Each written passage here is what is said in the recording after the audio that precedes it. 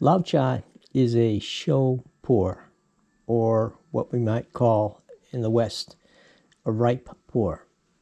But there's something uniquely different about this tea that we just want to talk about a little bit.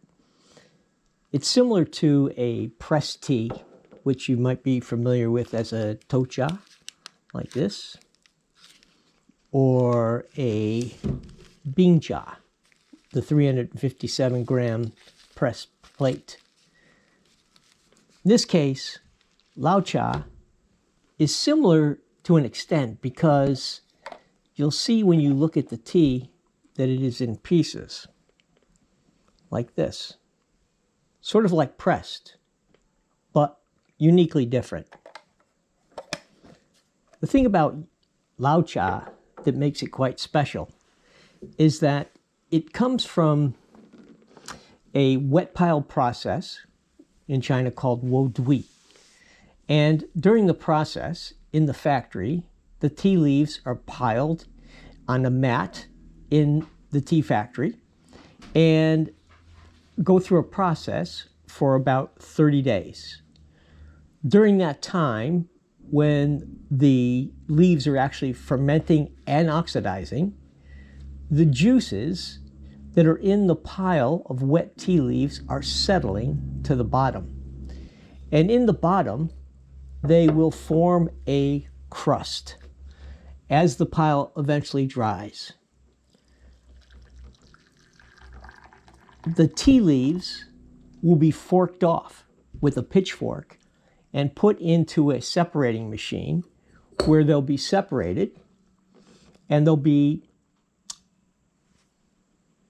isolated into different particle sizes. As the pile is forked down, lower and level, as they get to the bottom, it becomes too crusty and dried to be able to actually fork anymore.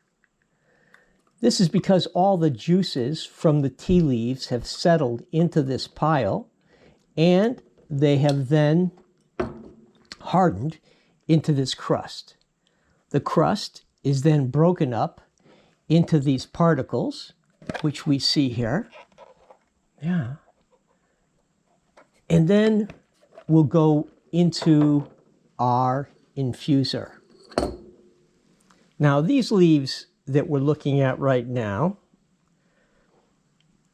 I've already steeped 4 or 5 times. The result of the settling juices into the crust provides a juicy, rich, delicious tea that will have a winey character and be just very, very flavorful.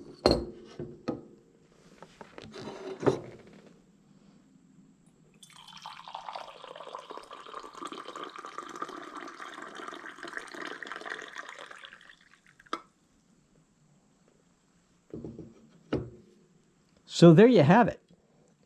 Enjoy your Lao Cha. Give it a try. You won't regret it. It's amongst my favorites.